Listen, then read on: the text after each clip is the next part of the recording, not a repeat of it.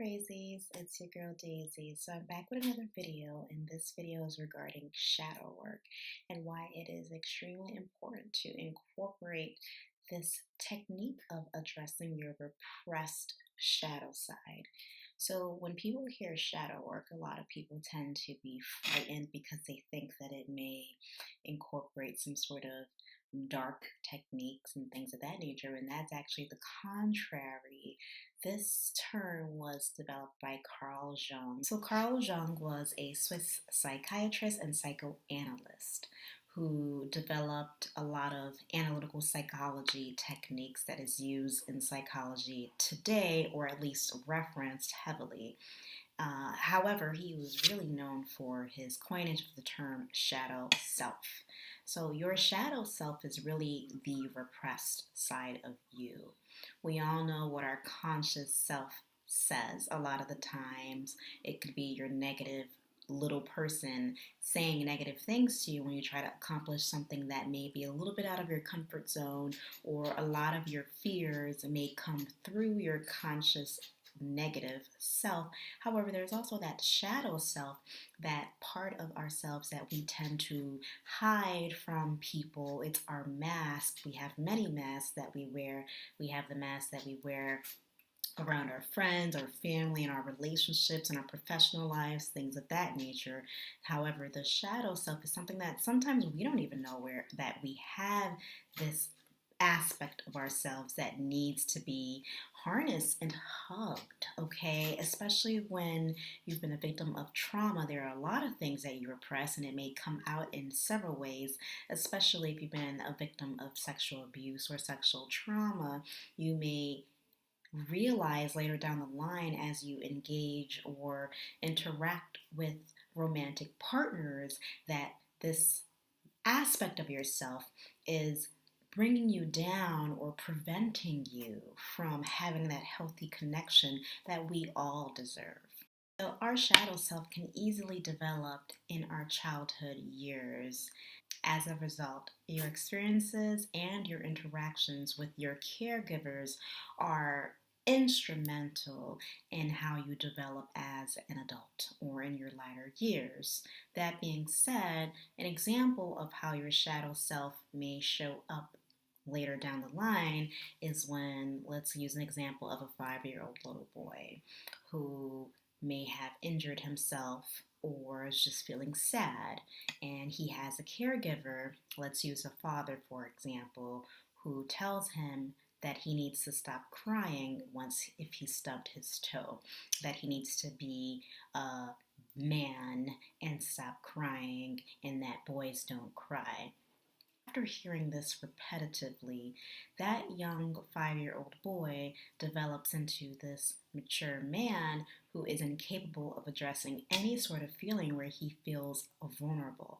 And that is a result of his shadow self that was developed over the years in his childhood upbringing.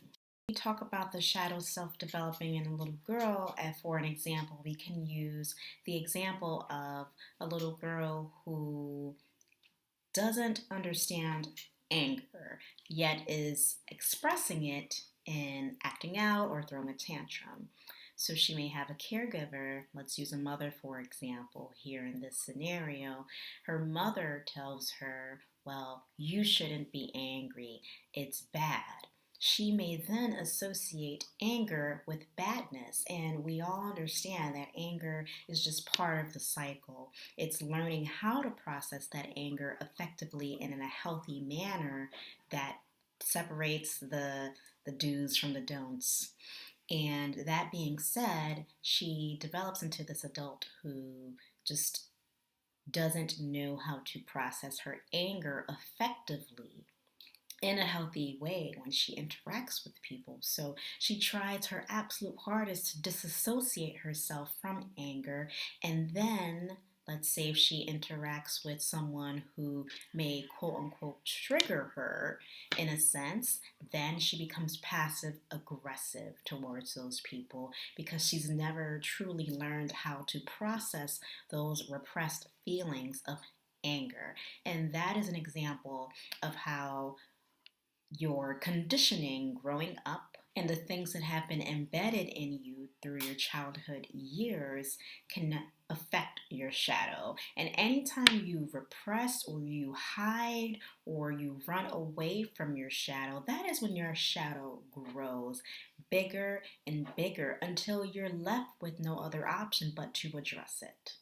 Think of the shadow self as a aspect of you that has been broken or fragmented. So if you do not address your shadow self in time, like I mentioned earlier, you are eventually going to end up having to face it, whether it's through some extra trauma, if you haven't experienced trauma, or some negative circumstances, or just relationships disassociating and separating themselves from you because it's difficult to be around you.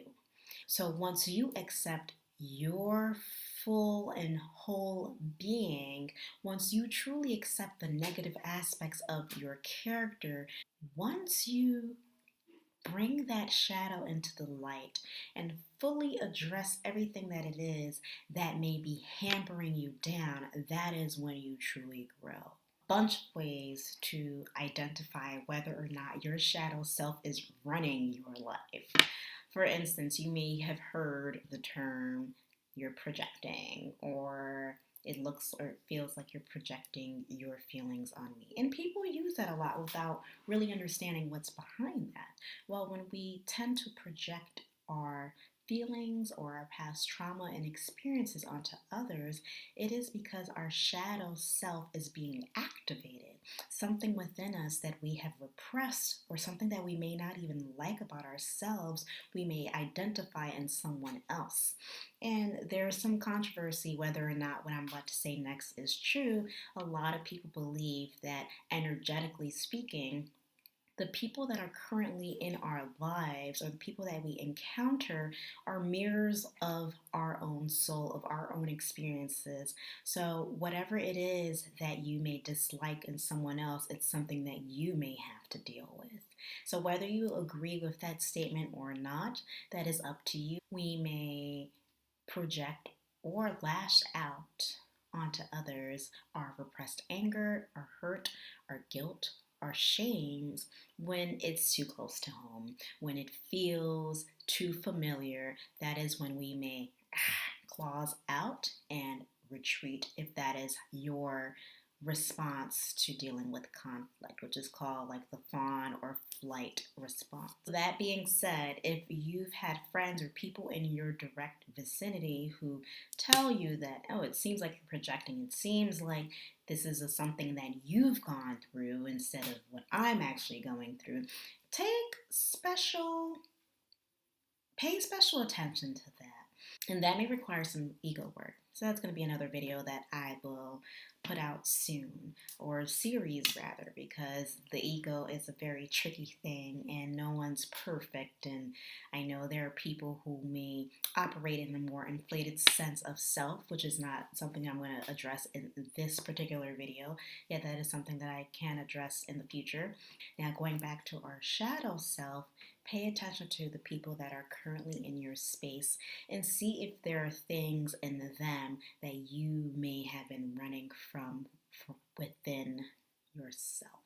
Second way to identify if your shadow self is running rampant in your life is when you realize that a lot of things trigger you, or that too many things trigger you in your waking experience. So when we go through trauma, of course there are going to be things that trigger us. It's up to us to really be mindful in the moment that we identify this trigger, so that we know that this is actually something we need to address. And maybe I need to go see a therapist, or maybe I need to speak to my best friend, or maybe I need to call a hotline in order to talk to or speak to someone so I can move past this. Let's say if your boss calls you into their office to speak to you about how you may have offended a fellow coworker, and you instantly get upset. You didn't even fully listen to the full story that your boss is going to divulge to you. You may have some sort of issue with authority. What was your upbringing like? Did you have a parent who was an authoritarian, a parent who instantly wanted to hit you as soon as you did something wrong or as soon as you stood up for yourself? These are things that you have to really actively identify so that you can heal. And healing is not an overnight or easy process. It is actually a continuous process. So just because you start doing shadow work doesn't mean that after a week of doing it, you're done. It is a continuous thing. And it's because the older we get, the harder it is to unravel out of the things that have been embedded in our lives. Doesn't mean that it's going to not work. It is. You just have to give yourself grace as you go through this process. And the fact that you're even here watching this video says a lot about where you are on your journey. And it means that you're one step closer to getting to where you need to be in order to feel good about your whole being. And I am proud of you for that. So the third way to identify if your shadow self is really trying to get your attention is if certain things keep repeating themselves in your life. For instance, you ever heard the story of a friend who gets into different relationship but basically with the same type of person? That's a pattern. That is when you really have to decide, why am I choosing the same type of person? What is it about that quality that attracts me? What is it about myself that I'm unable to put firm boundaries with this particular person? What is it about me that turns away a nice partner? Was it your upbringing? Was it some sort of trauma? Was it your own personal feelings about yourself? Were you bullied as a child? Were you overweight? These are things that I've even had friends who've gone through this with using the overweight example. I have one girlfriend who grew up with a mother and a father who were in a very loving, or still in a very loving relationship, married for over 30 years. Yet my friend was overweight as a child and was bullied and developed this complex that she wasn't good enough. No one loved her. No one cares about her. Now has this unfortunately, innate feeling. And this is something that we actually work on when we have our conversations as well, is how to help her move past that. And I've introduced shadow work to her, and she's starting to see results. She's starting to journal. And I look to the side because I have this journal here, it's Good Vibes. I try to keep the space really happy and comforting for me. Everyone has their own style. So how do we start shadow work? Well, everyone is different. Some people find comfort in journaling. Other people find comfort in meditation, while others find comfort with visualization, and many more. There's a bunch of techniques out there. So I am just gonna talk briefly about a few ways to start your shadow work journey. And I do plan on creating more videos on just the journaling aspect, on the different aspects that I've mentioned. But I'll start off with journaling because I have my Good Vibes book here. This one is more of like a affirmation, gratitude journal.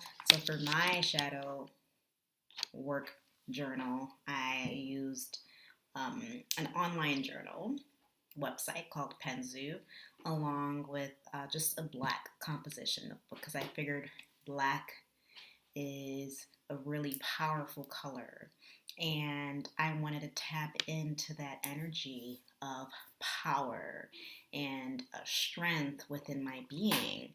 And black is beautiful, and I incorporate and hug and accept my shadow side so I can heal as well. So that being said, the first way I would recommend on how to tap into your shadow side and how to start healing it is to revisit your childhood. What was your childhood like growing up?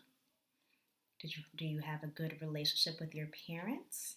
Do you feel like you were accepted as a child?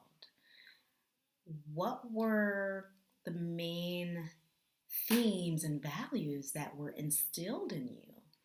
Do you believe those values still to this day?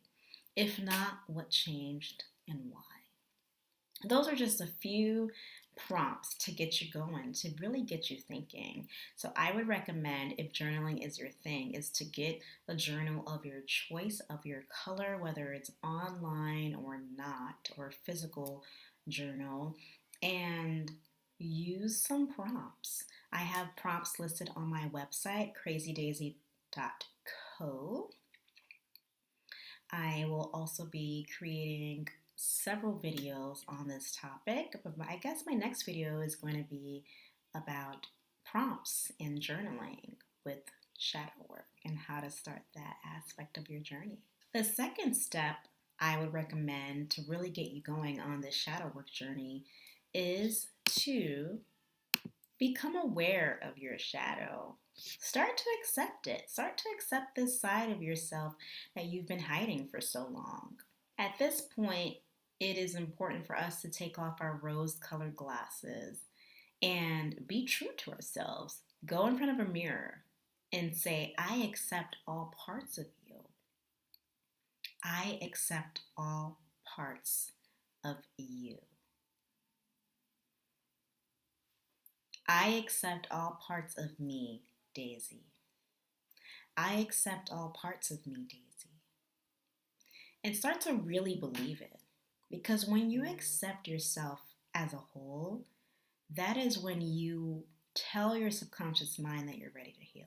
So again, when you start to accept yourself, you start to see the negative aspects of yourself, the positive aspects of yourself. You start to really be present in the moment for when you have good interactions with people, when you have bad interactions with people. And what do those interactions make you feel like? What was the first thought that came to mind? What were the physical changes in your body at that point in time? These are things to think about. It is time to be mindful in our moments and in our interactions and with our thoughts, and our physical nervous system changes so that we can really, really understand what our shadow self is trying to tell us. It goes into the next one. Identify those triggers. We've addressed this earlier in this video, and I plan on making separate videos about triggers as well. Try to understand what those feelings that you are feeling are. Put words to it. Even give a name to it if you want to. Really become friendly with it so that you're aware of what it is that you need to do to move on. And when you really start to become present and aware, observe and don't judge yourself for feeling those things. Learn from those feelings instead of feeling shame or regret for it. It's okay. You're going to be okay. You just have to start really actively moving towards that. And it's a goalpost that keeps changing. There are days where you're going to retract. There are days where you're going to probably take 2 steps back, and that is okay. That is expected on our healing journey. Healing is not a linear process. And anyone who tells you that is lying. And I say all this to say, make peace with yourself and your shadow. Your shadow is going to show you what it is that you will need to work on to really, really start healing that wound instead of putting a band-aid over it and wondering why things keep coming up, wondering why you keep getting an infection. It's because the wound was never properly cleaned. Shadow work is a wonderful, phenomenal way to start your inner healing process. It just takes some self-awareness and some mindfulness and your ability to move past your ego self. Just know you're not alone. Everyone goes through some trial and error. Everyone goes through something. No one's person experience is better or worse than yours. Just focus on your own journey, focus on your own healing. And when you put your energy into yourself instead of comparing your journey to someone else's, that is when you really start seeing some progress.